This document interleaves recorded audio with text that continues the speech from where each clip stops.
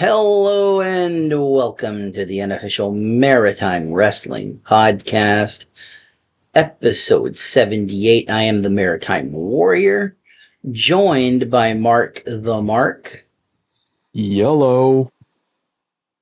And the Big Boss Corey Robishow, according to his nameplate. Fuck all you. Hello, friends. Jason could not be with us. He's a little bit under the weather today, so speedy recovery to him. We've got 3 big shows to get through. Unfortunately, there was supposed to be 4 shows. CGPW once again had to cancel their show, so won't be any CGPW review. But on Wednesday, we had ECPW. Exhibition Explosion. Rudy Lockhart beat Anthony Deuce Harlem. Thad Howitt beat Ryan Denham. The Celtic Roots champion Dawson James successfully defended versus Lincoln Steen. Chizenko beat Jonathan Cross. And Rudy Lockhart and Chizenko beat Anthony Deuce Harlem and Jonathan Cross in the main event. A little bit of a spot show here. I like that they got a title match into this. We've seen this all summer. Little shows here and there. We had one in Bucktouche, IHW, as we're going to see in the upcoming shows. They're a little bit everywhere. What does this mean for Maritime Wrestling? Is Maritime Wrestling that healthy right now where we can do shows almost everywhere? I say yes. Clearly, there's been shows everywhere, so it's working. Yeah, it's like as if 4 different promotions put themselves together and they ran a Grand Prix tour for the summer. It's really kind of fun. Primarily, it's been UCW, IHW, and NBWA that have kind of been spot showing around the Maritimes, and I love it. I think for us, we'll travel for wrestling, right? We're in St. John here and there. We're heading to Dartmouth in a few weeks. We'll travel for wrestling, but not everybody has that privilege, right? We're lucky that we have this opportunity to do this. And that we all have jobs that can support us enough that we can. So we're lucky. I know growing up as a kid, none of us would have realistically been able to do that. So when wrestling comes to your hometown, it's a lot easier to look at your mom or your dad or your papa or someone and say, hey, there's wrestling at the arena. There's wrestling at the curling club in Rexton. Fire it up. I love it. I love it. Yeah, I think there was a test this summer, I should say, and Maritime Wrestling passed. I agree 100%. On the show, the continued push of Chizenko. We saw him win the Annapolis Valley title last week in United Wrestling. Right now it's Moondog Dylan Davis who's the heavyweight champion. Is Chizenko a suitable challenger and potentially the next champion? Or are we looking at someone like Jonathan Cross, who I've been saying it for weeks, months now, he's due for a big belt? Yeah. I think that's clearly the answer, Mark. What do you think? Yeah, well, I mean, obviously with Chizenko, you have such a smaller sample to base yourself off of. When you look at a guy like Jonathan Cross, you have more of a proven championship pedigree talent.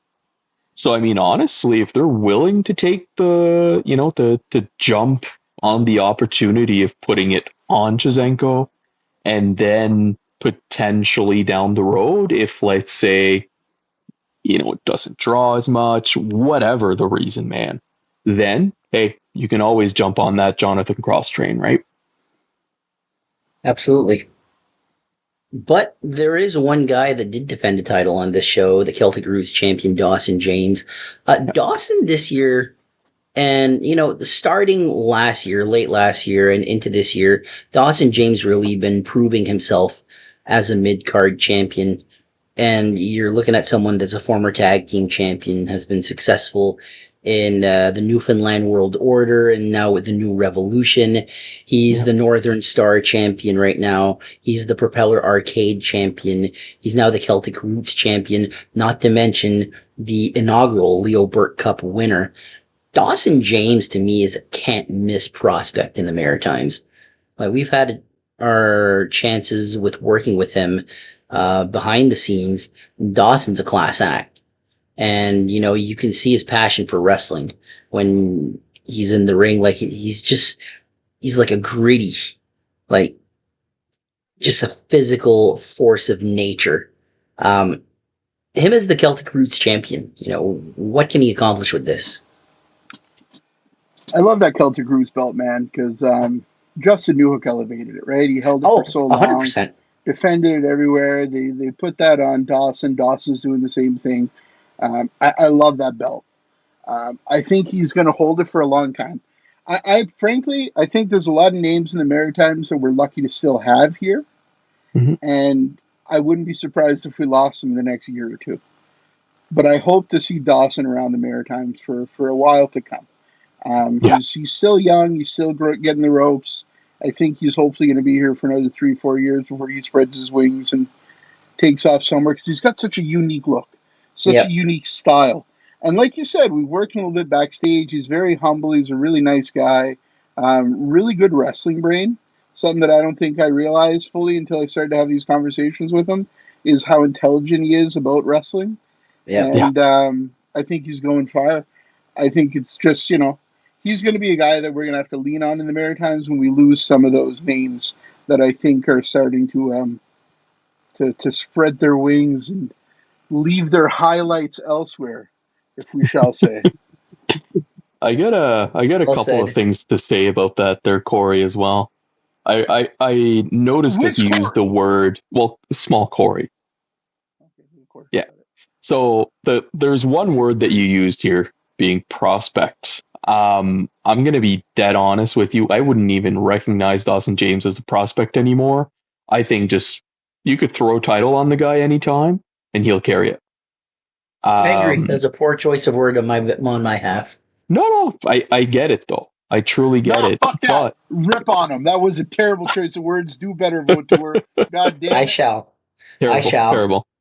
But no, I think he's already proven, and just his style. You said he's so unique, and I believe we've heard that he based like he watched a lot of like Stan Hansen, like those types of guys, the hard hitting, Yep. gritty type of wrestling, right? And it's Yep. not even like chain wrestling. It's just like hit the guy like 5 times and he can't even think about it, like type of deal, right? Like I don't know. Yep. I don't I You can't call it chain wrestling, but hey, we'll call it what it is, right? Dawson has one move that he does, which is like a short arm lariat. But he That's right. like puts his hip into it. So he like Mm. trips the guy at the same time. It's just a simple move, but it looks Yeah. so awesome. I'm a big Dawson James fan for obvious reasons. He's one of the best in the Maritimes right now, and I can't wait to see what he does in the Maritimes.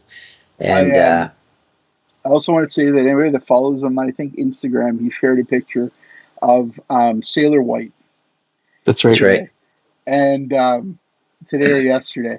And he definitely gives off that style, that Freddie Sweet Tan, that Sailor White, Yeah. kind of like not a clean wrestler, he's a little rough around the edges. He's got a beard, he's got a hairy chest.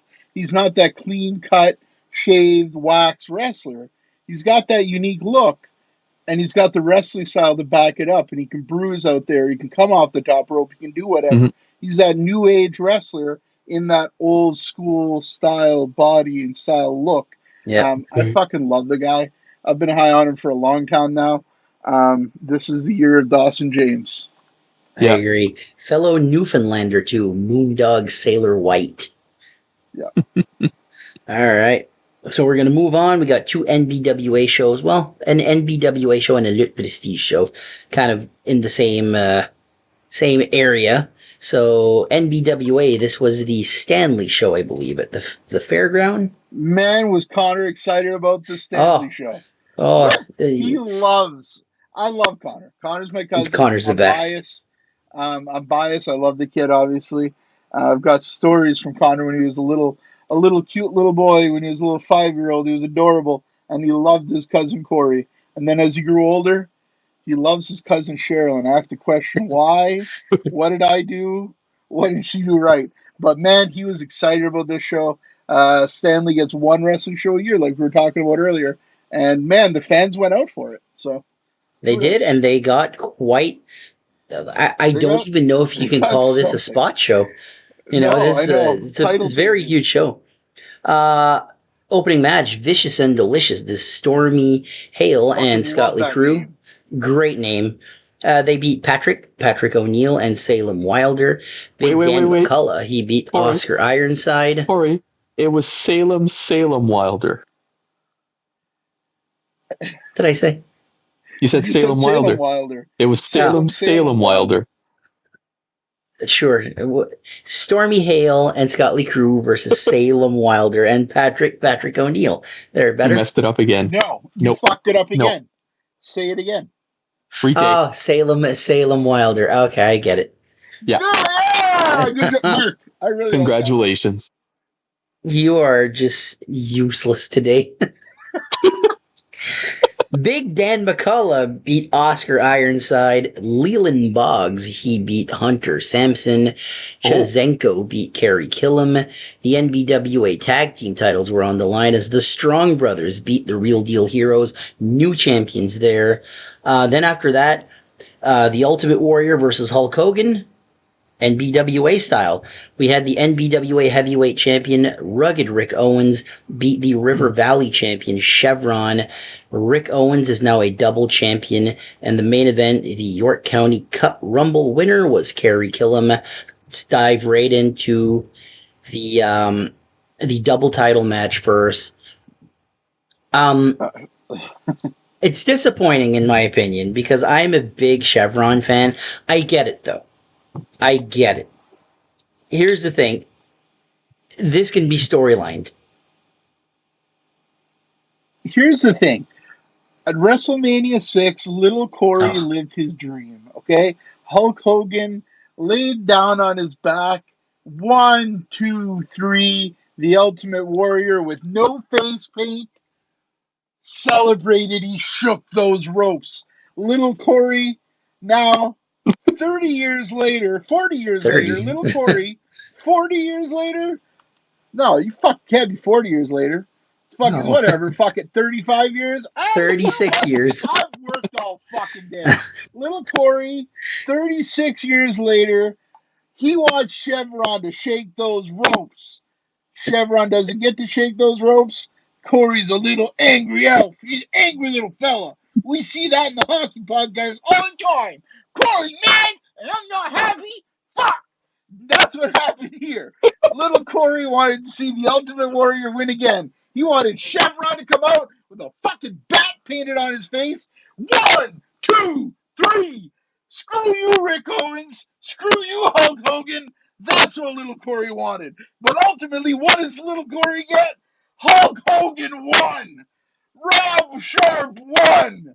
1, 2, 3. The way WrestleMania 6 should have ended. All the little Sharpie maniacs were going wild in that arena in Stanley, New Brunswick. That's all I got, man. I hope somebody enjoyed that, though, because fuck, I'm tired right now. Holy You shit. kept clipping in and out. Just No. But Yeah. seriously though, like this is storyline making stuff right here. Like we could see potentially Chevron turning babyface and going after Rick Owens now. But Rick Owens is still a babyface though. So I don't know where they're going. It was a weird one because it wasn't advertised. That's my one thing about it. You're gonna have a big match like this, advertise it. Yeah. I mean, I hope it's part of a storyline because it's like you were saying, right? I was kind of disappointed in the fact that it kind of is a spot show, but it's not a spot show, but it is a spot show. Yeah. But there's also Spacho, no Macho, Camacho. something like that. But there was also no kind of related to what you're saying, like no advertisement, as in like no storyline built Yeah. to bring us to that pinnacle. So, like, where does Chevron go from there? Right? Because, like, in losing a match like that, unless there's like, let's say, a heel turn on, let's say, Scotty Crew. Just for example. Well, the way I'd see the storyline would be with Chevron turning babyface. Yeah. Chevron's got a good babyface run in him. The guy is a great heel, but he's a cool heel. He's a likable guy. He's a likable heel. He's a tweener. Yeah. He's a tween. I think there's a bigger story here. I know some people were really not impressed. Corey over exaggerating there. Rob Sharp ain't no Hulk Hogan. I think he's better than Hogan. Fuck Hogan. I know some people were definitely surprised and upset by it, but it's Maritime Wrestling. I'm curious to see where this goes from here. I think Chevron needs to put on that big belt, if not for the NBWA, for CCW, somewhere. He's got that big belt, that main event belt in him. You know, maybe it's at Pure Championship Wrestling, maybe it's somewhere, but Chevron has a big title, a heavyweight title. We're not going to call it world titles. We don't want Dave Boyce to yell at us. I think it's title run in him somewhere. He's kind of in the same boat as Dawson James right now, where they're right there. They're right there. Mean, the difference is that Chevron's got a lot of experience. He's got years under his belt, so he's ready for it. Dawson has a couple of years under his belt. He's still learning. Dawson would be the first one to tell you that he's still figuring out his character, evolving. You know, he's not in his final form yet. No, he's not Charmander, but he's sure ain't Charizard. You know what I'm saying? So he's Charmeleon? Now. Yeah, that's what I'm saying. He has. What the fuck, Corey? You could have just said that. His final form. Listen, I left Pokemon behind when I switched podcast. Carry on, Vautour. You said this was going to be a short one, you lying midget. Language. All right, so moving on to the NBWA tag team titles. They've changed hands once again. The Strong Brothers in their third reign as tag team champions. Thoughts on this? Their third. I didn't even know they took it a second time. That's crazy, man. Honestly, how many times did this title change though? Like in the last, let's say, 2 months. It's been a hot potato this summer. Yeah, it's been but also it's exciting for these small towns. Yeah. I mean, they're not doing anything differently than the territories were doing. Territories, you could have a title change every week. You look at Real Action Wrestling. I mean, the original RAW, a championship reign could be 2 days, could be 7 days, could be 15 days. It was the Attitude Era. It's nothing new. And in the territory days, the world champion would be champion for years. But your small territory, when you have a show every week, got to keep it fresh. You're a long title reign can be 2 months. I suppose.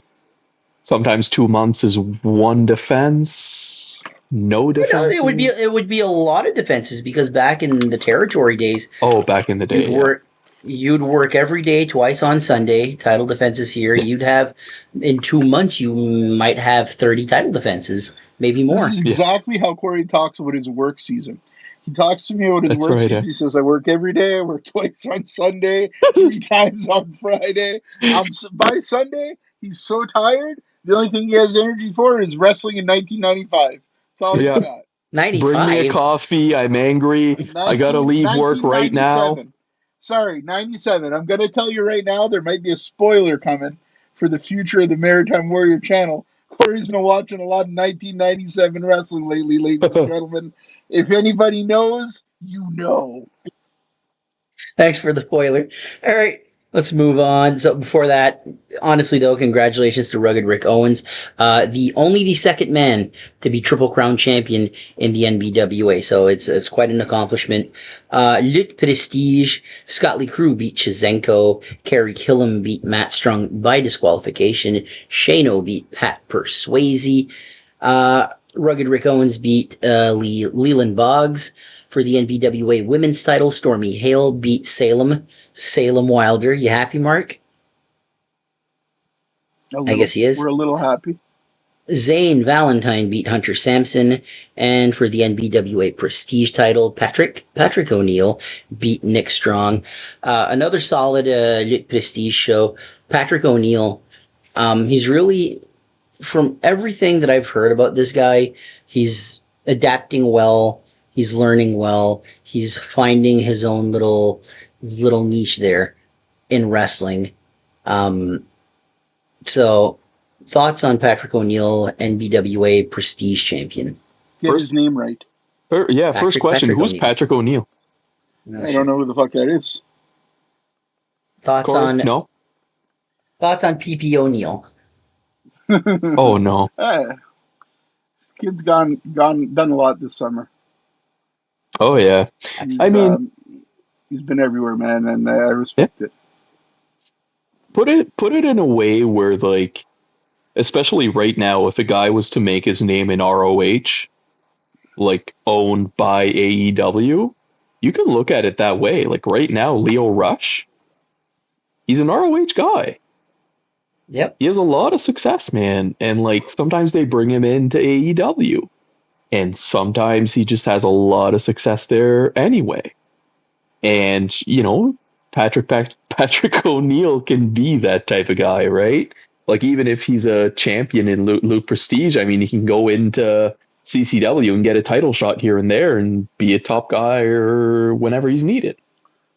I can tell you my only problem with Patrick O'Neill, is the initials to his name.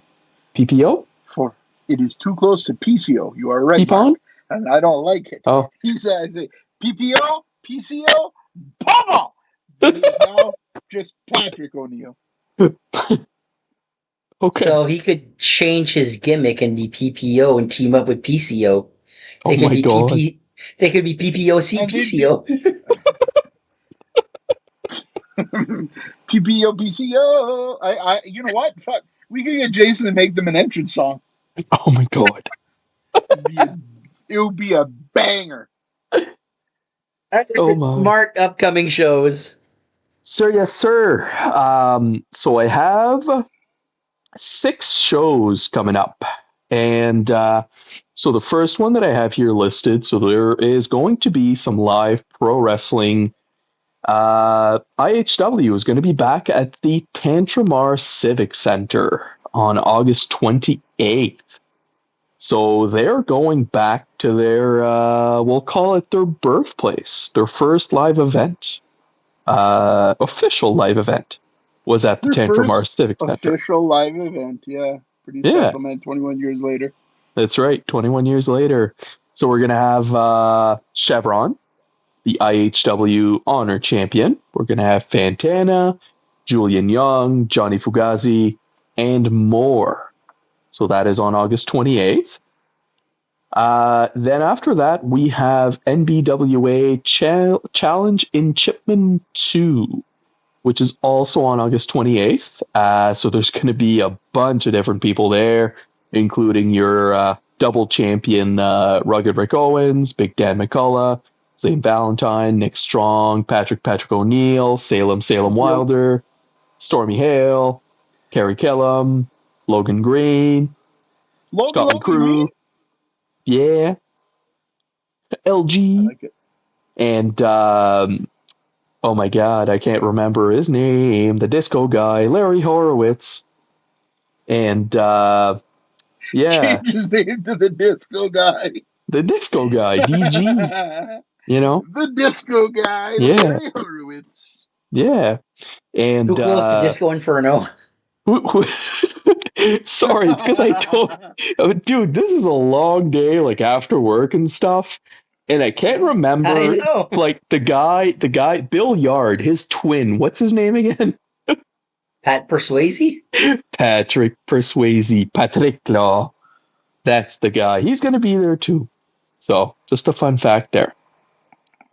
So after that, on August 29th, we will also have the Kaizen Pro Wrestling 7th anniversary. Huge show. Yeah, Huge. absolutely, at Alderney Landing Theater. So our usual Kaizen talent are going to be there. So Sydney Sweetie, New Rev, Sebi, the champion, the Kaizen champion, Ricky Mortis, Justine Ward, Ryan Schimmel, Colby Christ. So there's a couple of matches announced there as well. There's going to be Bobby Boyette. Rip Bison is going to be there. Matt Kerr. So all the usual guys there. But I believe Sebi will be defending his title in a triple threat against Bobby Boyette and Rip Bison. Mm-hmm. And you also have Covey. I don't remember. Who is Covey going up against? Joey White. Joey White. That was announced today. So that's going to be really good. That's right.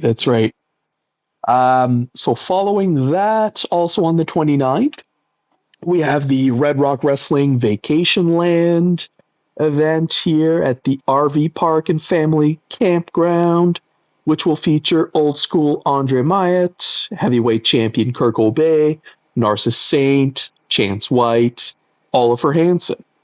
So another, that's actually going to be a 7:30 p.m. start. So just thought I'd mention that at the campground.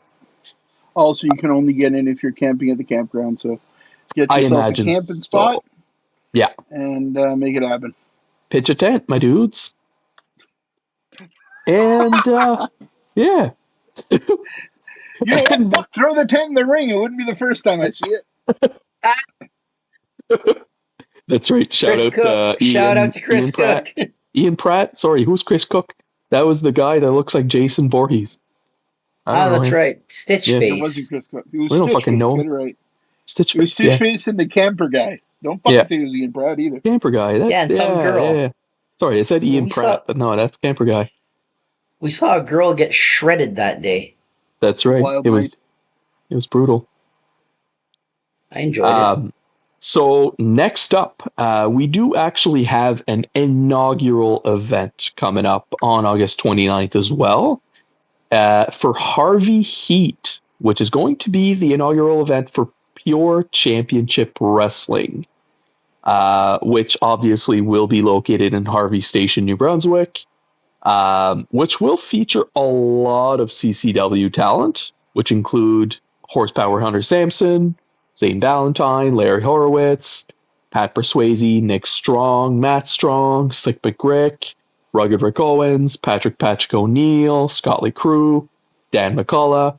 So the main event here, I believe it is the main event, has been announced of a title match. So who is going to be the first heavyweight title holder between Matt Chevron and Nick Strong? So that was recently announced.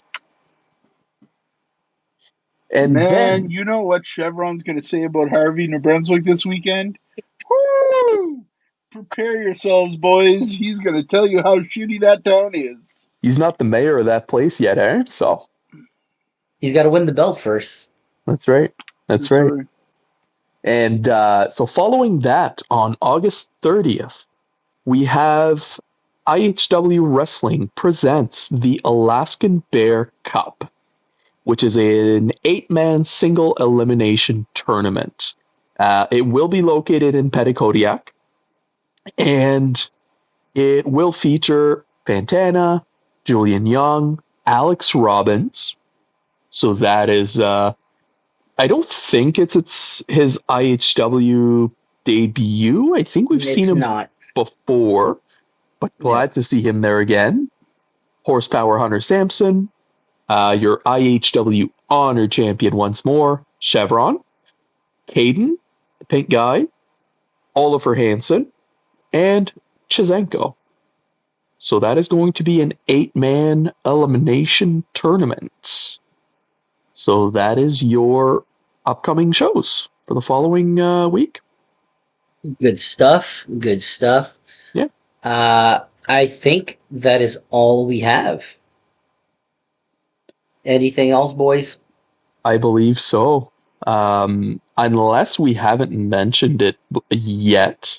I know that there's been a couple of times that I've shared some memories from basically a Facebook fan page or group that was opened by Angela Acevedo, which is Yep. the daughter of the famous Cuban assassin, the original Cuban assassin, which is The also the only name of the Cuban page, assassin. the older one, yeah. So, you know, especially since there's a lot of fans of him, of his, you know, she films a lot of videos of like him looking back at memories. Recently, he went to a show in, I believe, the Calgary area. Yeah. So like it was, I think it might have been his first show in a long time. Might And, have you been his know, first it's show since that UCW show that he was at. very No, possible Leo no, Burke was there. no, no. He had a show a couple years ago Yeah. where him and his former tag team partners were his former tag team partner were awarded like replica Stampede tag team titles. Okay. I remember seeing that just not that long ago. Yeah, but no, it's just fun because, like, you know, the guy, like, he has dementia, right? And I think a big part of his life was wrestling, so it makes him feel better to reminisce and kind of go back in time and think about, you know, those times that he had, those memories. And there's a lot of people that have been sending in like programs, that have been sending in like YouTube clips of promos that he's had in the past and matches that he's had in the past. So I'm just so happy to see him live those moments again. You know, I think Same. it'll bring him a lot of joy if people were to, you know, to continue just sending him those memories maybe that he hasn't seen in a long time, right? So So it's the original Cuban Assassin Facebook page. that's right. Angela did say that the Facebook page was about to be closed thanks to Facebook, but she asked fans to add her, Angela Acevedo, and Oh yeah. if something does happen that the page gets closed down, she will continue on her personal Facebook page. I sent her a friend request, and it was almost immediate. She responded, so it's good to Yeah. see the old Cuban assassin. It's weird to see a legend like that. Like he's a work of fiction around here. Like everybody has a million stories about the Cuban assassin. Like even Yeah. my friend Jean Michel, he's from the peninsula. He's got like sort of longish hair, a beard, and The he was name like wearing Jean these. Michel, you're telling me he's from the peninsula? I'm Yeah, yeah. shocked. No You're way. shocked, huh? So he had like army pants this one day at work, and they were like, Cuban assassin came in. Yeah, But pretty much, eh? Like even my dad, I remember. Well, I don't think he's seen him like in Grand Prix. He might have appeared in like WWF, like maybe dark matches or something. he did appear in dark matches in Yeah, 1985. I remember he did mention that he'd seen him there, and like he would really work the crowd. Like it was an incredible thing to see, and just to kind of, you know, to think about it. I know that we talk about it a lot. It'd be fun if somebody was able to bring back gimmicks, like just, you know, we don't live Gimmicks that a is lot. missed in wrestling. Yeah, I think they're coming back though. I like you look yeah, at you just talked about Leo Rush. Like yeah, that's a exactly. walking gimmick right there. Hmm. I will say my first ever wrestling show live was in 1999. I believe I was 10 years old, 11 years old maybe. Yeah, And the first match on the card was the Cuban Assassin. He was in his 50s at the time, or must have been in his 50s. yeah, And he scared me at 11, even as an older gentleman. And that's the mark of a true pro right there, knowing his audience and knowing what to do, scaring the shit out of them. that's right, man. And just an example, like just thinking about moments like that. You know, obviously I didn't get to see the Cuban Assassin myself, but like, you know, you think about gimmicks, and I remember seeing, for me anyway, around that age, seeing Kane in person. Screw me. I almost pissed my freaking pants. Like, the only thing that was missing, obviously, in Moncton was the fire. Like, there was no fire. Yeah. Because, like, you know, Moncton Coliseum, but, you know, if there was fire, I would have pissed myself, man. I saw Kane once at a WWE show, and it was Unmasked Kane, Yeah. and it was in the period where he was the ECW champion. Okay, yeah. Yeah, this would have been 90, not 99, like, been like No. 2009, something like that. Yeah, that would make more sense. Yeah. All right. Anything else? That's it, my Think we're dudes. good to go? All right. So, thank you, everybody. Please give us a subscribe, give us a like, a comment, buy the shirt on ProWrestlingTees.com, and we will all see you in 7 days. Until then, take care, everybody. Thanks for tuning in to the Unofficial Maritime Wrestling Podcast. We drop new episodes every Wednesday at 6 p.m. Atlantic Time, so make sure to join us each week. You can find us on Facebook and Instagram, and also listen to the episodes and interviews on all your favorite podcast platforms, like Spotify, Apple Podcasts, and more. And if you want to support us even further, grab one of our t-shirts over at Pro Wrestling Tees. Just scan the QR code to get yours. Until next time, thanks for listening and supporting Maritime Wrestling.